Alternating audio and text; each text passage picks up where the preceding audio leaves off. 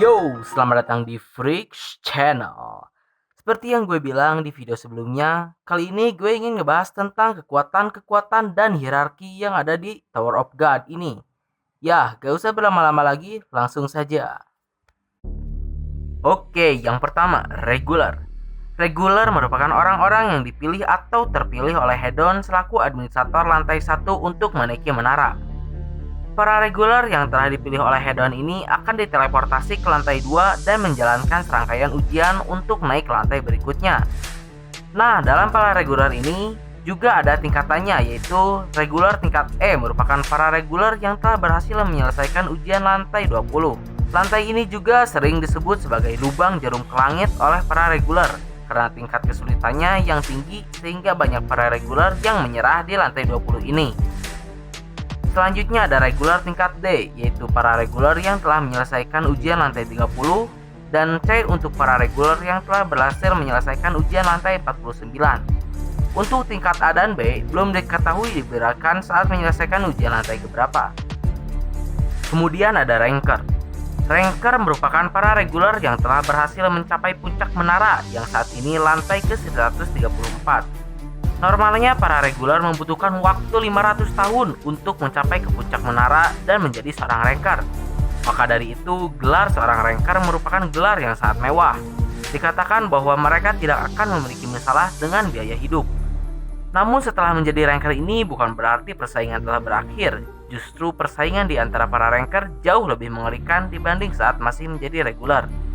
Maka dari itu, banyak ranker memutuskan untuk memilih bekerja sebagai test director atau administrator tes di lantai menara. Seringkali para regular menganggap para ranker sebagai dewa karena memang kemampuannya yang jauh melebihi manusia biasa. Setelah menjadi ranker juga, para ranker dilarang untuk menginjakan kaki di area para regular. Berikutnya ada high ranker. Seperti yang gue sebutkan sebelumnya, setelah menjadi ranker, persaingan justru menjadi lebih mengerikan. Karena dalam posisi ranker juga ada satu tingkatan yang lebih tinggi, yaitu high ranker. High ranker merupakan ranker tertinggi atau terkuat yang masuk dalam 1% dari total seluruh ranker yang ada. Saat ini dikatakan bahwa kurang lebih ada 1000 high ranker. Jika para ranker dianggap dewa, maka high ranker ini dianggap dewa dari para dewa. Dikatakan bahwa seorang high ranker bisa disamakan dengan bencana karena memang kekuatannya yang sangat dahsyat dibandingkan dengan ranker biasa. Seseorang yang telah menjadi high ranker memiliki kualifikasi untuk menjadi seorang penguasa lantai. Selanjutnya ada penguasa lantai atau ruler. Di menara juga ada seorang penguasa di tiap lantai. Penguasa lantai merupakan seseorang yang telah membuat kontrak dengan administrator dan diberikan otoritas untuk memerintah lantai dengan izin dan persetujuan dari administrator. Meskipun penguasa lantai telah diberikan otoritas penuh untuk memerintah seluruh lantai, bukan berarti mereka bisa melakukan apa saja. Jika administrator keberatan akan keputusan penguasa lantai tetap harus mengikuti keinginan administrator. Mereka tidak dapat bertindak melawan keinginan administrator, karena semua aturan yang dibuat oleh penguasa lantai dan bawahannya tidak ada artinya di depan keinginan administrator.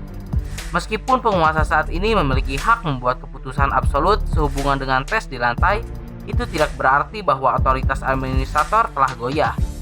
Karena sebagian besar lantai ditaklukkan oleh Jahad dan 10 keluarga agung, sebagian besar penguasa lantai juga terhubung dengan kekaisaran Jahad. Namun terlepas dari kekuatan dan pengaruh kekaisaran Jahad, semua staf termasuk penguasa di lantai menara tetap tunduk pada peraturan menara. Patut dicatat bahwa dari lantai 134 yang ditaklukkan, hanya 2 yang diperintah oleh high ranker yang bukan anggota dari 10 keluarga agung atau keluarga Jahad. Di video sebelumnya ada kesalahan informasi, gue bakal sebut lagi sekalian mengkoreksinya, yaitu lantai 77 yang diperintah oleh Baekryun dan lantai 2 bukan lantai 20 yang diperintah oleh Evan Kiel. Untuk menjadi seorang penguasa lantai, orang tersebut minimal harus seorang high ranker atau yang setara dengannya.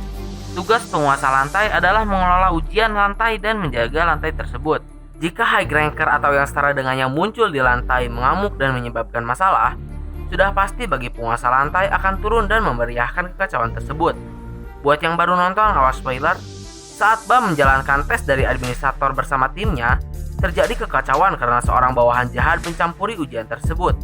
Lalu datang pula Yuri Jahad yang merupakan seorang high ranker top tier mengancam akan menghancurkan seluruh area ujian, yang mana semakin menambah masalah yang ada. Alasan mengapa Yuri jahat dan timnya dapat meninggalkan lantai 2 tanpa lecet adalah karena ketidakhadiran penguasa lantai tersebut, yaitu Evan Hill. Jika tidak, tentu saja akan terjadi pertarungan yang besar. Oke, next, administrator atau guardian lantai. Administrator ini merupakan penguasa paling absolut di tiap lantai menara. Sejauh yang telah diketahui dan terlihat, administrator memiliki bentuk yang sangat besar dan menyeramkan.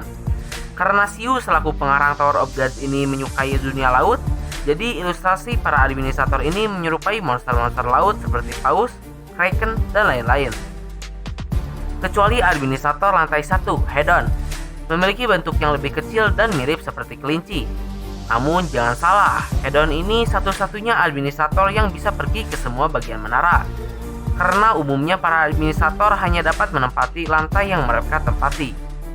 Administrator menguasai seluruh Shinshu yang ada di lantai tersebut, sehingga jika seseorang mencoba melawan administrator, walau high ranker sekalipun, tidak ada kesempatan menang, karena administratorlah yang menguasai Shinshu di lantai tersebut.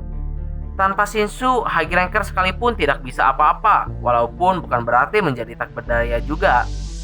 Namun, walaupun administrator memiliki kekuatan yang sangat besar, tugas administrator adalah memberi ujian pada mereka yang berkeinginan menaiki menara. Dan ujian tersebut akan mencerminkan nilai dari sesuatu yang mereka inginkan, hingga mereka dapat melanjutkan ke lantai berikutnya. Jika ada kekacauan besar terjadi di lantai mereka yang dianggap mengganggu, kadang administrator akan muncul untuk menghentikan kekacauan tersebut. Tidak ada yang mengetahui apa dan kapan administrator ada. Dikatakan bahwa umur administrator setara dengan keberadaan menara itu sendiri. Seseorang juga dapat membuat kontrak dengan administrator. Kontrak ini merupakan kesepakatan khusus yang dibuat seseorang dengan administrator. Melalui kontrak tertentu, seseorang dapat menerima kekuatan khusus atau hak istimewa, bahkan hingga mencakup keabadian. Dan yang terakhir, irregular. Irregular merupakan orang yang tidak mengikuti dan tidak terikat dengan peraturan menara. Irregular juga adalah seseorang yang tidak dipilih dari dalam menara melalui seleksi normal yang dilakukan oleh Hedon terhadap para calon regular, melainkan seseorang yang masuk ke dalam menara dari luar menara dengan membuka pintu sendiri. Dikatakan bahwa menara tidak membuka pintu gerbangnya untuk siapa saja, tak peduli apapun yang terjadi. Menara hanya membuka pintu gerbangnya untuk sesuatu yang dibutuhkan oleh menara itu sendiri, seperti stabilitas, revolusi, atau kebebasan. Yang artinya, menara mengundang para irregular ke dalam menara untuk menciptakan perubahan di dalam menara. Para irregular dikenal selalu membawa perubahan besar dan kekacauan ke dalam menara, karena seorang irregular memiliki kekuatan yang benar-benar absurd. Orang yang memiliki kekuasaan di menara takut akan para irregular, karena kekuatannya yang mengerikan, sehingga irregular dijadikan lambang ketakutan oleh para penghuni menara. Ada 5 orang irregular yang diketahui berada di dalam menara. Yang pertama, The Red Tower Enryu, merupakan salah satu karakter paling misterius di menara. Lalu bagaimana dengan kekuatannya? Tak usah ditanyakan lagi. Sebelumnya gue bilang kalau administrator merupakan penguasa paling absolut di tiap lantai yang mengendalikan seluruh Shinshu di lantai tersebut. Si Enryu ini tidak tanggung-tanggung. Dia dikenal di dalam menara karena berhasil membunuh seorang administrator lantai ke-43 atau kini disebut sebagai lantai kematian. Ia tiba-tiba muncul di lantai 43 karena jahat mengubah lantai tersebut menjadi tempat untuk menyembah dirinya. Para fanatik jahat mulai menyerang Enryu, namun ribuan tombak merah yang terbuat dari Shinshu turun dari langit dan langsung seketika membunuh semua pengikut jahat di lantai tersebut. Beberapa orang yang melihat kejadian tersebut mengatakan bahwa kejadian tersebut sangat indah, namun tentu saja tidak untuk korbannya. Akhirnya administrator yang murka langsung muncul di hadapan Enryu. Tetapi bahkan seorang administrator lantai pun tidak sanggup untuk membunuhnya. Kemampuan Enryu mengontrol Shinshu yang luar biasa dinilai berada di atas administrator lantai itu sendiri dan merupakan kemampuan yang melanggar hukum menara. Kemampuan seseorang dapat dinilai dari berapa bank yang dapat dia kendalikan. Enryu diketahui mampu mengendalikan lebih dari 9.000 bank saat pertempuran dengan administrator, yang seorang high ranker saja normalnya hanya dapat mengendalikan 30 hingga 50 bank.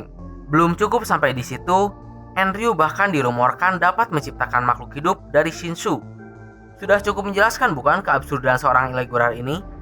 Setelah kejadian tersebut, Andrew merebut posisi jahat yang berada di posisi 1 top ranker menara dan menjadikannya ranker nomor 1 di dalam menara. Andrew juga memiliki julukan The Red Tower karena saat dia muncul, Shinsu di area tersebut menjadi berwarna merah. Oke, irregular yang kedua, Phantaminum, merupakan irregular paling berbahaya dan paling misterius di antara para irregular lain. Di webtoonnya pun dia tidak pernah muncul, sehingga hanya sedikit informasi tentang si Phantaminum ini. Dia menduduki peringkat 1 top ranker di dalam menara setelah menyeret turun The Red Tower Andrew ke posisi 2 top ranker di dalam menara. Dia dikenal karena berhasil mengobrak-abrik istana jahat seorang diri. Phantaminum secara tiba-tiba ada di dalam menara dan menghancurkan istana jahat, lalu membunuh banyak pengikut dan penjaganya, yang tentu saja merupakan seorang high ranker. Dia sukses menghancurkan semua benteng pertahanan dan langsung menghadap jahat, namun menghilang tanpa ada perlawanan. Setelah kejadian tersebut, tidak ada yang mengetahui posisi Phantaminum saat ini. Namun, semua ranker yang ada di menara selalu waspada terhadap pergerakan monster yang satu ini, karena dia tiba-tiba muncul entah dari mana, ngobrak-ngabrik istana jahat, terus cabut entah kemana pula. Dia pun akhirnya mendapat julukan The Riddle, datang dengan teka-teki, lalu pergi dengan teka-teki. Betapa misteriusnya dan gak ada akhlaknya si Phantaminum ini. Namun, dia dirumorkan berada di lantai ke-135. Dikatakan oleh Xiu sendiri selaku pengarang cerita, Phantaminum adalah seorang Aksis. Aksis merupakan eksistensi yang menyerupai dewa. Phantaminum menunjukkan sebuah kekuatan yang bila dibandingkan dengan individu normal, kekuatannya bagaikan satu tetes air dengan seluruh samudra. Singkatnya, Phantaminum hanya dapat dikalahkan oleh Aksis super kuat yang lainnya. Xiu juga mengatakan bahwa jika ia ingin, Phantaminum dapat menghancurkan seluruh menara itu sendiri. Maka dari itu, Xiu juga mengatakan bahwa Phantaminum tidak akan muncul dalam cerita. Namun, siapa yang tahu? Oke, berikutnya Uruk Mazino. Uruk Mazino adalah seorang irregular yang saat ini berada di posisi 4 top ranker menara. Dia adalah ranker paling kuat yang aktif dan juga yang paling baru berada di top 5 ranker menara. No Uruk no party. Ya, setiap ada pertempuran besar di dalam menara, entah kenapa gue selalu mengharapkan si Uruk ini muncul, karena dia pasti akan membuat keadaan semakin runyam dan semakin seru. Si Uruk Mazino ini memiliki penampilan seperti seorang rapper. Dia juga memiliki kepercayaan diri yang berlebihan, narsis, dan juga bucin. Namun sekali lagi, kelakuannya yang seperti itu justru menunjukkan bahwa dirinya benar-benar kuat. Dia merupakan seorang pria yang dihormati oleh pria lainnya, namun tidak disukai oleh setiap wanita yang ditemuinya. Dia juga selalu mengatakan bahwa dirinya merupakan pemenang di dalam menara. Namun tentu saja bualan tersebut bukan hanya sekedar omong kosong. Uruk hanya memerlukan waktu 50 tahun untuk sampai ke puncak menara, di mana seorang ranker rata-rata menghabiskan waktu 500 tahun untuk bisa sampai ke puncak menara. Dia merupakan orang tercepat yang berhasil mencapai puncak menara yang saat ini lantai ke-134, bahkan lebih cepat dari jahat sendiri. Dalam perjalanannya menaiki menara, Uruk mengambil ujian spesial dari Arihon di lantai 100 yang merupakan penguasa lantai dan juga salah satu pemimpin keluarga agung, sekaligus top ranker nomor 4 di menara saat itu. Ujiannya adalah agar Uruk menerima semua serangannya selama 10 menit, tetapi Uruk bahkan memilih untuk bertarung. Hasil akhirnya membuat dia menjadi ranker paling terkenal di dalam menara dan sukses menggeser Arihon dari posisi 4 top ranker menara. Dia pun mendapatkan hadiah berupa hak transfer dan penguasaan penuh atas seluruh lantai yang dipegang atau dikuasai oleh Arihon. Uruk kemudian menggunakan hak tersebut untuk menguasai lantai 77 dan mendirikan organisasi Wol Haixong di sana, yang artinya pohon bersayap. Belum cukup sampai di situ, Karaka, pembunuh dari organisasi Fug, menyatakan bahwa dia bahkan tidak bisa mengalahkan walau satu jari dari Uruk Mazino, yang bahkan juga saat itu dia hanya menggunakan 1% kekuatannya. Uruk Mazino memiliki julukan Ray Barakuda, Ray yang artinya kecepatan cahaya, dan Barakuda merupakan monster terganas yang ada di menara, yang mana merujuk pada Uruk Mazino itu sendiri sebagai makhluk terganas yang ada di dalam menara. Dikatakan juga bahwa Uruk memiliki hubungan kucing dan anjing dengan Phantaminum. Uruk melacak Phantaminum dan mengikutinya di dalam menara. Ada saat di mana Uruk komplain tentang rankingnya yang lebih rendah dari Phantaminum. Dia mendobrak masuk ke ranking Administration Office dan menangkap Robert Aisan selaku pemimpin dan mengancamnya untuk menaikkan ranking miliknya. Urek berkata, "Woi Robert, emang ente pernah lihat aneh baku hantam sama panta minum?" Dengan tenang dan tanpa ragu, Robert menjawab, "Tentu saja belum, Urek. Tapi kalau ente sampai gelut sama panta minum, ente yang bakal kalah." Urek terkejut dan syok mendengar perkataan tersebut. Dia pun memutuskan untuk pulang kembali ke rumah. Irregular keempat, Bam ke-25. Bam merupakan tokoh utama dari serial Tower of God ini. Tak banyak yang bisa aneh jelaskan tentang irregular yang satu ini.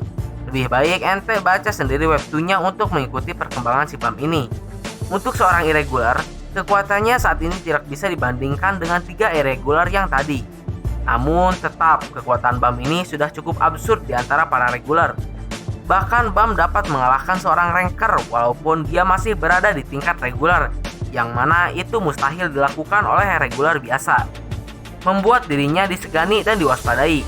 Kekuatannya saat ini memang masih kecil, namun karena dia merupakan cara utama di seri ini, dan dia juga masih berkembang, tentu saja hanya masalah waktu saja sampai kekuatannya menjadi tak bisa dijelaskan. Dan irregular terakhir, Rachel.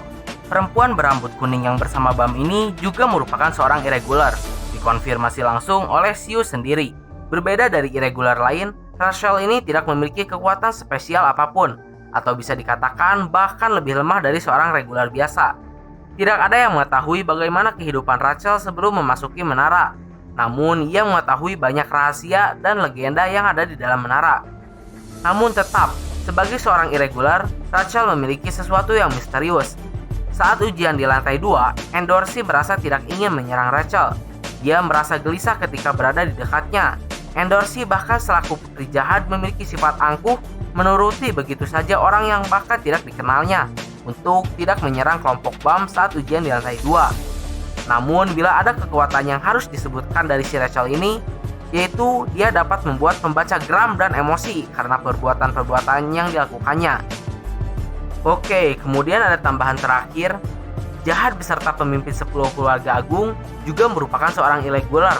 Namun mereka terikat dengan peraturan menara, sehingga walaupun mereka berasal dari luar menara, mereka tidak disebut sebagai irregular.